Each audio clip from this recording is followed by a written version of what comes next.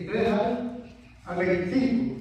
Dice, porque mi ángel irá delante de ti y te llevará a la tierra de los amorreos, del Eteo, del Fereceo, del Cananeo, del Hebreo, del Jebuseo, a los cuales yo haré destruir. Luego el 24.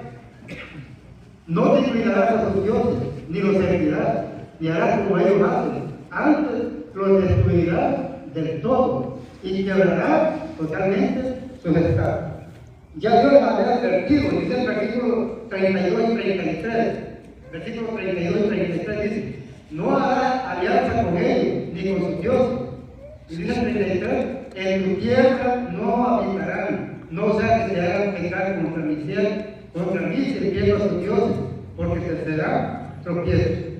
Ya Dios les había advertido lo que iba a pasar si ellos se mezclaban con la gente que quería luchar.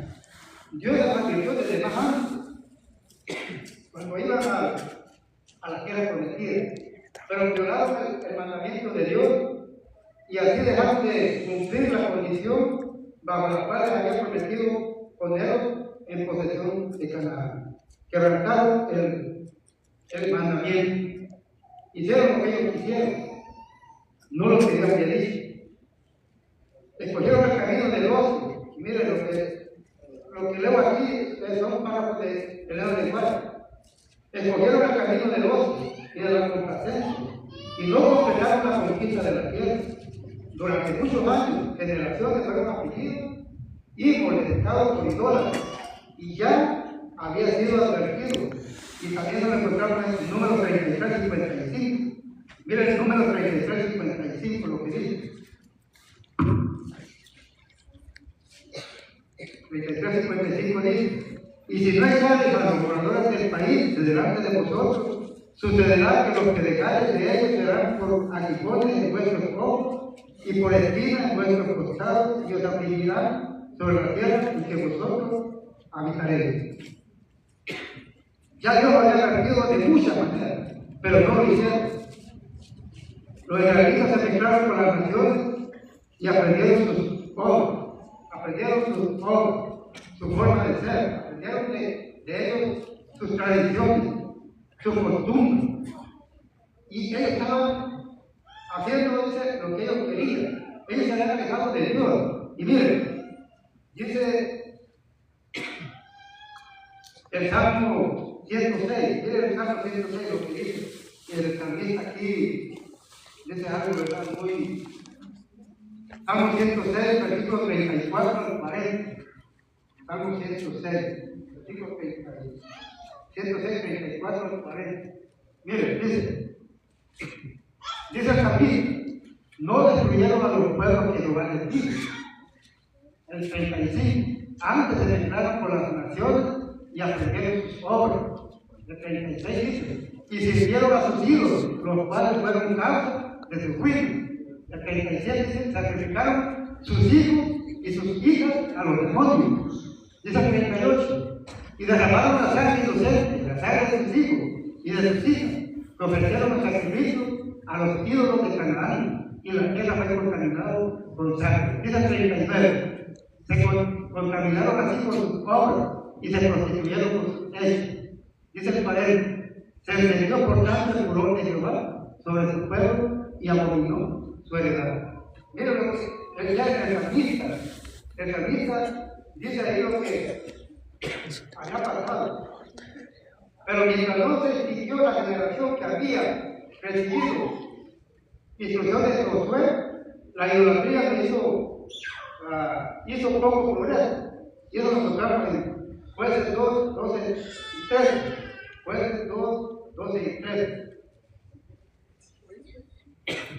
Dice: dejaron a Jehová, el Dios de sus padres, que los había sacado de la tierra de Egipto, y se fueron tras otros dioses, los dioses de los pueblos que estaban en sus alrededores, a los cuales adoraron y provocaron la ira a Jehová.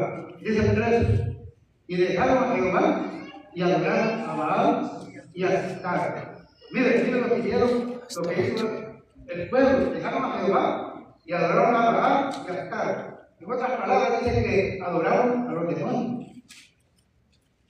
Ellos se apartaron de Dios, porque al apartarse de Dios, Siempre vamos a buscar a quién adorar. Y miren, los hábitos sencillos de los hebreos, dice Elena de White, los habían dotado de buena salud física, pero sus relaciones con los paganos los indujeron a dar rienda suelta al apetito y a la pasión, lo cual redujo gradualmente su fuerza física y debilitó sus facultades mentales y morales. Y eso lo dice el Salmo 78. Mire, el Salmo 78 también lo menciona. Salmo 78. Mire, dice el Salmo 78, versículo 52. 78, 52, dice: hizo salir a su pueblo como ovejas y lo llevó por el desierto como un rebaño. Dice que Jehová sacó al pueblo de Israel, lo llevaba como ovejas. Dice el versículo 58: le enojaron con sus lugares altos y le provocaron hacerlo con sus imágenes de detalle. Lo enojaron con sus lugares altos. Dice, cuando usted ve lugares altos de la Biblia, eran altares que el pueblo hacía en las montañas más altas, porque era como una competencia. A quien tenía el ídolo más arriba, era el ídolo más poderoso. Por eso dice que hacían en las alturas, ponían los ídolos. A quien lo tenía más alto y que estaba más alto, decía que es más poderoso. Y dice el versículo 60 y 61. Dejó por tanto el tabernáculo de Silo, la tierra que habitó entre los hombres, y entregó a cautiverio su poderío. Mire, pero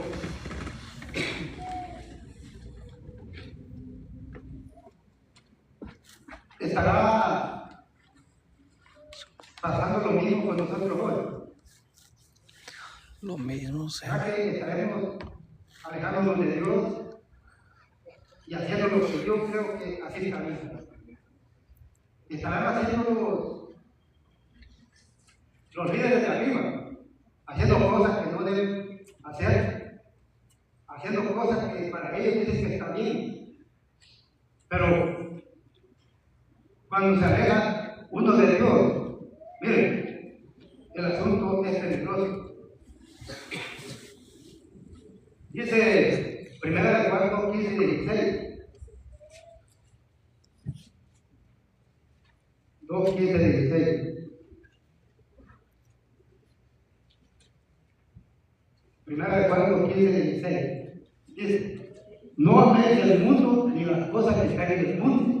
Si alguno ama al mundo, el amor del Padre no está en él. Y dice el 16: porque todo lo que hay en el mundo, los deseos de la carne, los deseos de los ojos y la vanagloria de la vida, no proviene del Padre, sino del mundo. El pueblo estaba tan empeñado, los israelitas estaban tan entregados a la idolatría, que en el capítulo 6 de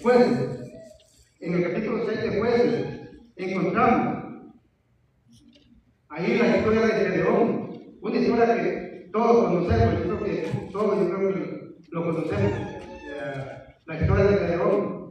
Dice la historia que Gedeón estaba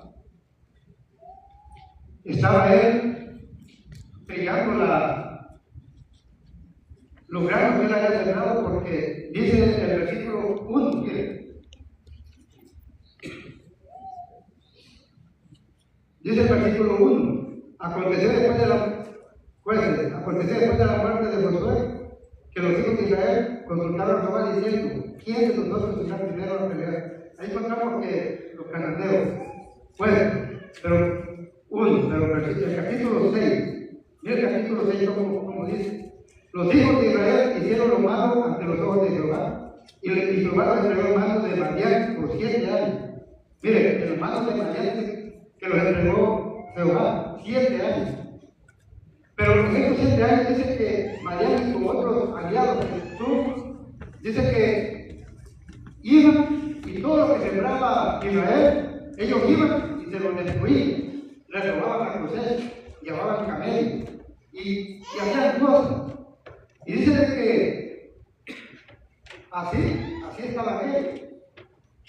Dice el versículo 4 del 6, dice: Dice el versículo 3, y la mano de Israel prevaleció contra Israel, y los hijos de Israel por causa de los madianitas hicieron cuevas con montes y cavernas y lugares fortificados. Pues sucedía que cuando Israel había sembrado, subían las madianitas y amalecitas y los hijos del oriente, contra ellos subían y los atacaban. Y ahí encontramos que los dejaban pobres y todo eso. Pero dice el versículo, dice que Jehová dice, el versículo 9, el versículo 6, de este modo empobrecía Israel en gran manera por causa de Madián, y los hijos de Israel clamaron a Jehová. Y cuando los hijos de Israel clamaron a Jehová a causa de los madianitas, Jehová envió a los hijos de Israel un varón profeta, el cual le dijo, así ha dicho Jehová, Dios de Israel, yo os hice salir de Egipto y os saqué de la casa de servidumbre. Os libré del mano de los egipcios y del mano de todos los que afligieron, a los cuales hice delante de vosotros, y os di y os dije, yo soy Jehová vuestro Dios, no temáis a los dioses de los correos en cuya tierra habitáis, pero no habéis obedecido a mi voz. Pero mira el cambio que hay aquí, así, un cambio drástico, el versículo 11. Y vino el ángel de Jehová y se sentó debajo de la encina, dice, que está en Ofra, la cual era de Jehová Abieserita. Y su hijo Gedeón estaba sacudiendo el trigo en el lagar para esconder de los madianitas.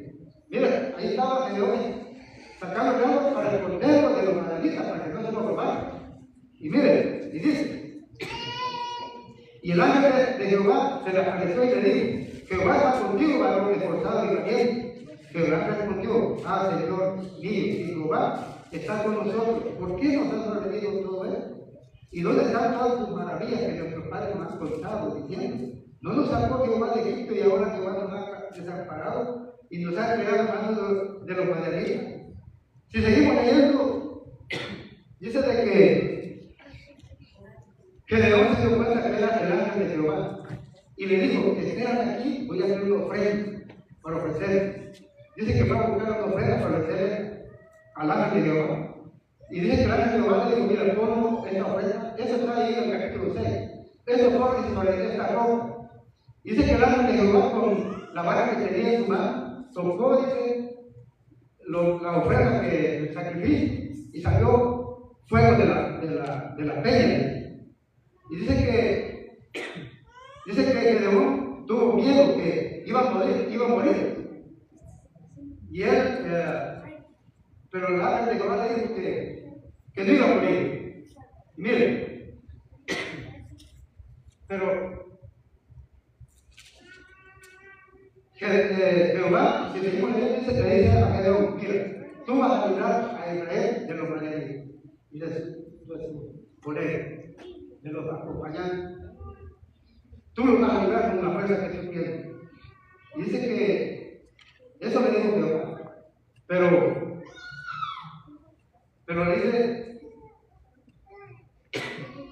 dice, entonces el ángel le dijo, toma la carne y los panes en levadura y ponlo sobre esta peña y vierte el caldo, y lo hizo así, y puso sobre la barra. Pero dice que aconteció, el versículo 25, del capítulo 6, aconteció que la misma noche le dijo Jehová, o sea, la misma noche le dijo Jehová, toma un toro del acto de tu padre, del segundo toro de 7 años, y derriba el altar de Baal, que tu padre tiene, y corta también la imagen de acera que está junto a él. Mira cómo estaba la situación. El papá de Gedeón tenía un altar de Baal y tenía la imagen de acera. La imagen de acera era un tronco, un palo, que ellos adoraban también, y los estaban juntos. Pero mira lo que le dice Dios. Ya Dios le había dicho, mira, tú vas a librar a Israel de los madianitas. Pero mira cómo Dios nos prepara, le dice, vas a derribar el altar de Baal. Y saben, hermanos, los altares que hacían ellos, a Baal, a Acera, eran altares impresionantes, no crean que era una cosita pequeña, eran altares impresionantes, grandes. Y que ellos querían, pero dice el versículo, pero Jehová Dice el versículo 26. Vas a destruir la acera que está junto a él y edifica, le dice, altar a Jehová tu Dios en la cumbre de este peñasco, en lugar conveniente, y tomando el segundo toro, sacrifícalo con holocausto con la madera de la imagen de acera que vas a cortar.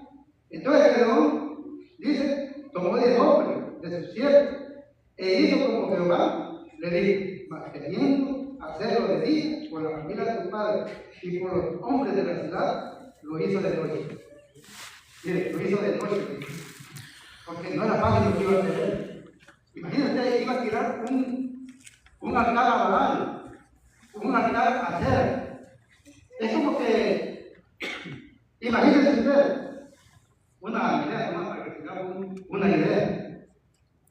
Cuando aquí se celebra alguna cosa de arte, que en la iglesia, en muchas iglesias, no solamente las adventistas, celebran el día de fulano de Natal y todo eso. Y a veces se ponen cosas alusivas a eso, lo que se va a celebrar. Y se hace el sábado.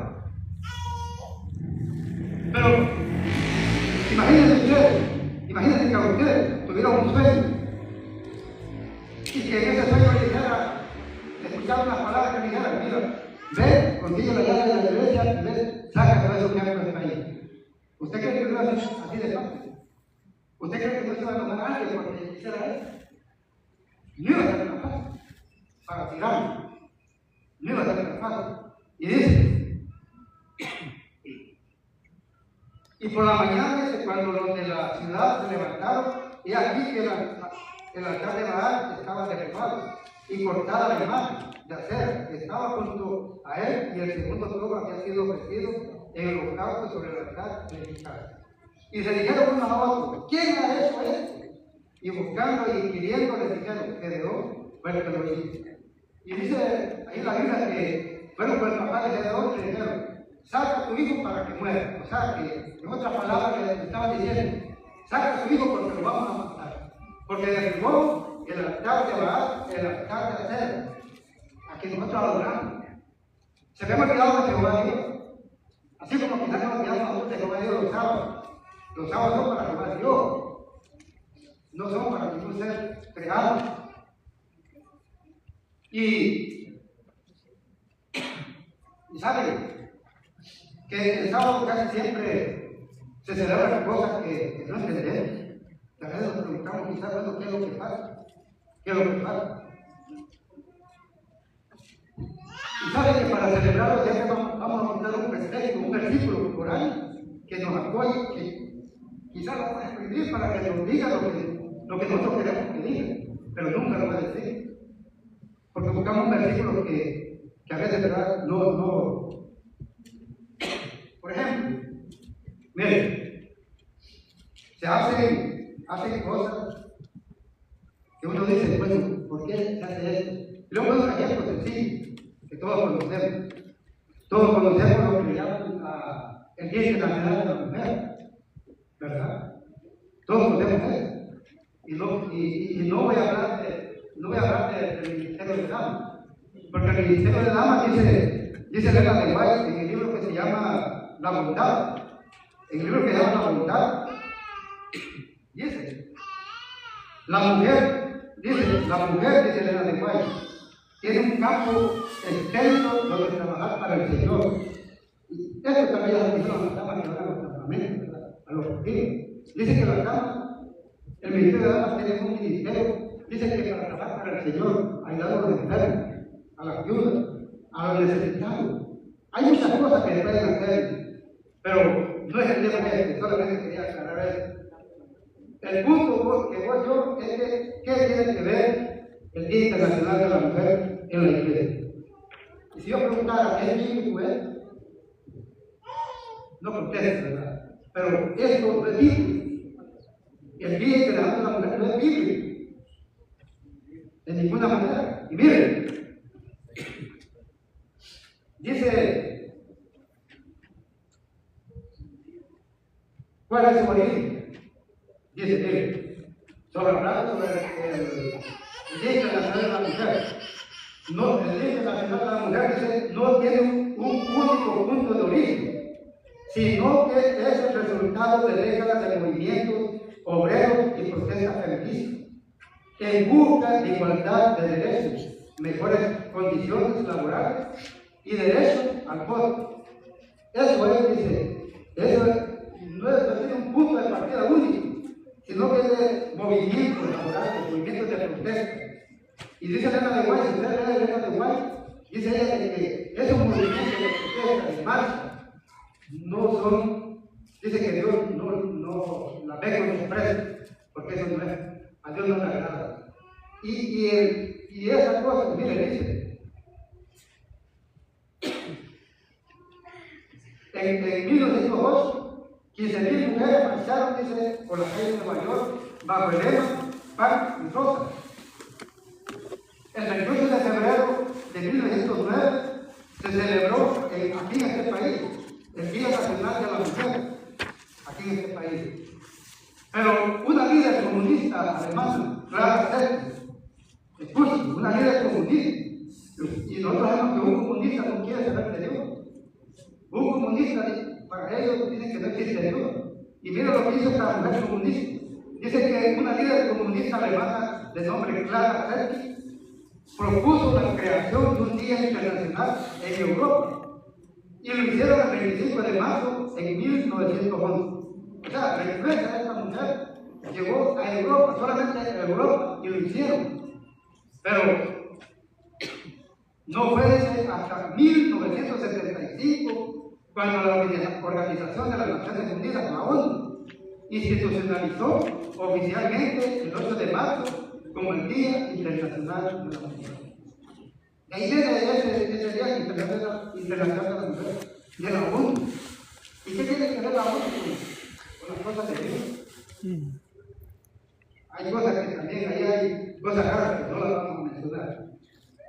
Pero miren, eso fue en 1975. En 1990, la Iglesia, o sea, la Iglesia Adventista, implementó ese día del Día Internacional de la Mujer, en 1990. Dice que lo implementó. O sea, pero dice la Iglesia, que no fue la Iglesia, fueron los líderes de Dios, los que están allá arriba, los que quieren eso, y que están llevando, y que meten cosas que a veces, si nosotros no investigamos, no leemos la Biblia, no leemos la Biblia, no, bueno, ¿verdad? Van a hacer lo que ellos quieren. Pero miren, dice, bueno, por cierto, el próximo año, el Día Internacional de la Mujer, lo va a celebrar la Iglesia el 6 de marzo, que va a caer el sábado, porque hoy va a caer el lunes, el año que viene. Y el lunes no puede ser, tiene que ser el sábado. Y el sábado va a caer. Y miren, ¿qué es lo que pasa con la unión de las conferencias, la división de la asociación general? Cada quien quizás hace lo que Dios le parece. Si nosotros nos damos cuenta, si analizamos, miren, si ustedes miran, en una unión dice, aquí la mujer puede predicar. Otra unión dice, aquí no. En otra, allá otro lado, allá dice, aquí aceptamos pastor.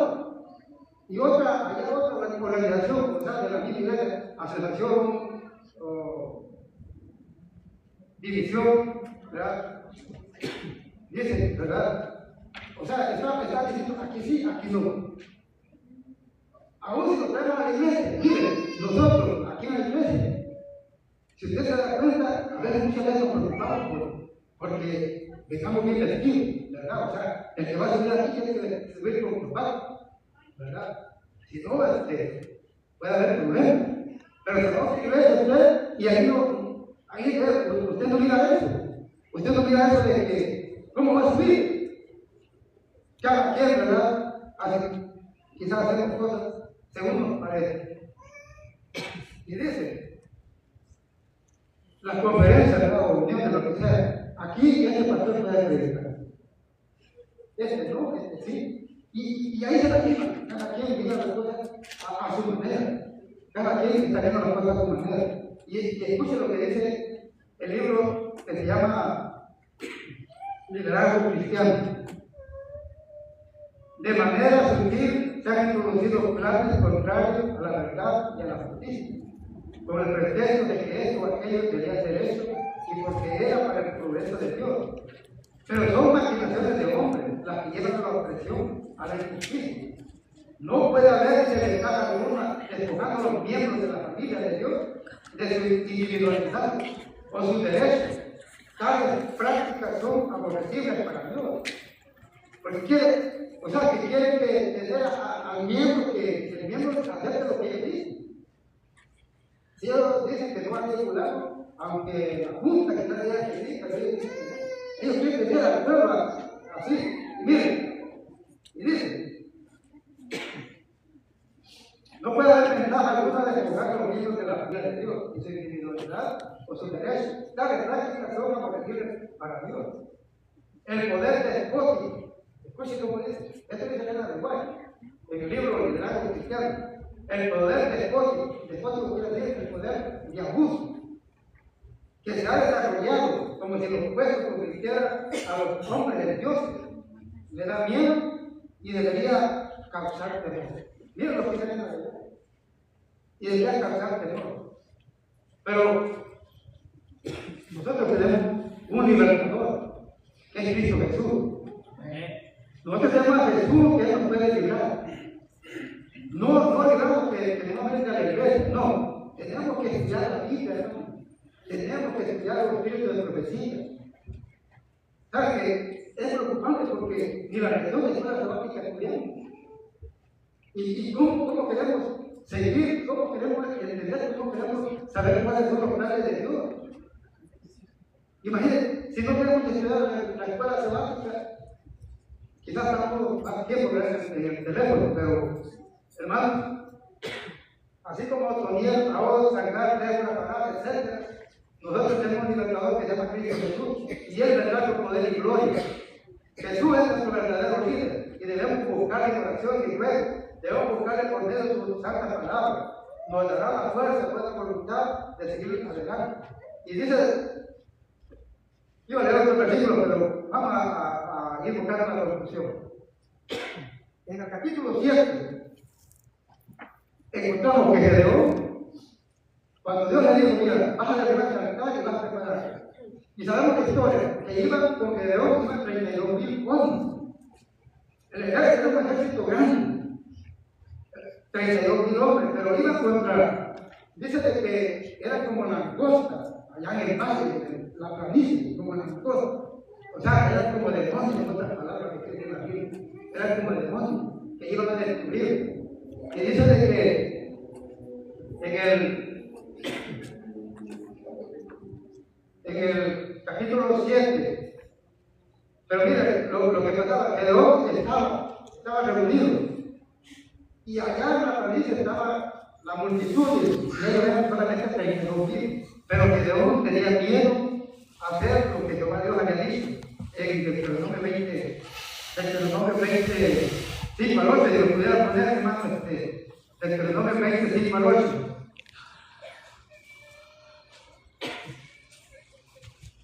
Deuteronomio, si pudiera poner Deuteronomio 20, 5 al 8. Dice, mira cómo dice, y los oficiales hablarán al pueblo diciendo, ¿quién ha editado casa nueva? Y no la esperar, vaya y vuelva a su casa, no sea que muera en la batalla y algún otro le estrene. Dice el 6, vamos a leer hasta el 8. Dice el 6, y quien ha plantado viña y no ha disfrutado de ella, vaya y vuelva a su casa, no sea que muera en la batalla y algún otro la disfrute. Dice el versículo 7, y quien se ha desposado como mujer y no la ha tomado, vaya y vuelva a su casa, no sea que muera en la batalla y algún otro la tome. Dice el versículo 8, y volverán los oficiales a hablar al cual y dirán, ¿quién es hombre miedoso y pusilánime? O sea, miedoso, vaya y vuelva a su casa y no apoya el corazón de sus hermanos como el corazón suyo. Esto no quería decir Gedeón, porque si decía eso, tenía miedo que se fuera, pues nomás el 32,000 para una gran multitud. Pero mire, yo ya había preparado a Gedeón. Y mire el versículo Versículo 3. 7, 1 y 2 dice: levántate pues de mañana, Jeroboam, el padre de Jehová, y todo el pueblo que estaba con él, acamparon junto a la fuente de Aro, y tenía el campamento de los madianitas al norte, más allá del collado de Moria, en el valle. Y Jehová dijo a Gedeón: el pueblo que está contigo es mucho, para que yo entregue a los madianitas en tu mano. No sea que se van a liberar contra mí diciendo: mi mano me ha salvado. O sea, mire, Dios le dice a Gedeón dice: bueno, pero ¿qué pasa? Si es una multitud, ahora dice que somos muchos. Y así rápido, porque el tiempo ya ganó. Pero mire, sabemos que la prueba que hizo, y fueron, hicieron la prueba, y dice que se regresaron, dice el capítulo, versículos 3 y 4, dice: ahora pues ha sobrado oído después diciendo: quien tema y se estremezca, madrugue y devuelva que se monte de Gaal. Y se devolvieron de los del pueblo 22,000 y quedaron 10,000. Miren, 22,000 se regresaron y quedaron 10,000. Gedeón, no sé cómo se sentía, ¿verdad? Pero dice el versículo 5 y 6. Entonces llegó el pueblo a las aguas y Jehová dijo a Gedeón: cualquiera que la viera las aguas con su lengua, como lanza el perro, a aquel contra la parte, asimismo a cualquiera que se doblase sobre su rodilla para beber. Y fue el número de los que la vieron llevando el agua con la mano de su boca, 300 hombres. Y todo el resto del pueblo se dobló sobre sus rodillas para beber las aguas. O sea que solamente quedaron 300 y los demás se fueron. Si usted sabe un porcentaje de cuánto por ciento fueron los que se quedaron, fue así cuadrando, porque era un poquito menos de 1%, pero digamos el 1% de 32,000, 1%. Pero no sé si usted se ha preguntado: bueno, ¿por qué quedaron 300? ¿Por qué Dios les dijo que quedaron 300? ¿Saben? Si cuando leemos en el agua dice que estos 300 hombres que quedaron eran hombres consagrados a Dios. Y Dios decidió a aquellos que habían doblado la rodilla, que habían adorado a la cera, que habían adorado al árbol, al tronco. Toda esa gente dice que se fue. Pero había 300 hombres que no habían doblado la rodilla. Y con esos 300 hombres consagrados, miren, Dios iba a hacer la maravilla. Y sabemos la historia: Dios hizo la maravilla. Y hermanos, no sé si podamos tener un altar también, ¿verdad?, a Baal en nuestro corazón. Un altar a la cera en nuestro corazón. Un altar que quizás está en mi iglesia, está en un grupo de Dios. Un altar que quizás es sucio, pero Dios quiere que nosotros podamos consagrarnos. Y miren, nosotros debemos analizar nuestra vida. Debemos analizar cómo estamos viviendo, cómo estamos respondiendo a Dios.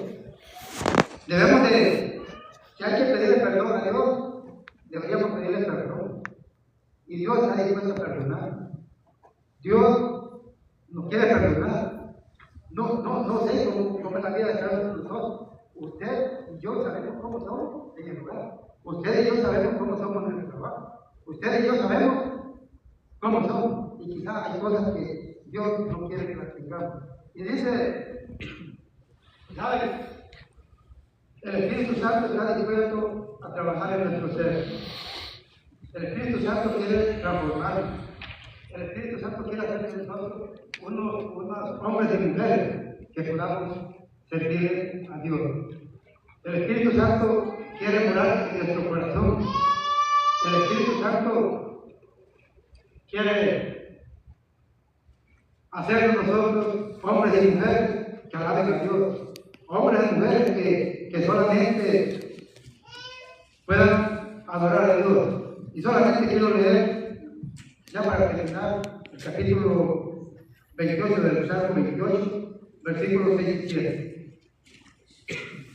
Y que esta palabra, no sé cómo puede estar nuestra fuerza, nuestra voluntad para servir a Dios, No sé cómo pueda estar, y quizás algunos pueden estar quizás desanimados. Entonces tengo que seguir, pero no es aconsejable irse de la iglesia, porque afuera está el enemigo esperando. Dice el Salmo 28, 6 y 7, con este término. Dice: bendito sea Jehová, que oyó la voz de mi pueblo. Jehová es mi fortaleza y mi escudo. En él confió mi corazón y fui ayudado. Con lo que se gozó mi corazón y con mi cántico la alabaré. Que Dios pueda ayudarnos a que podamos hacer una delicia para nosotros. Y que podamos hacer nuestras vidas también para su honor y gloria. Que Dios pueda ayudar. Amén.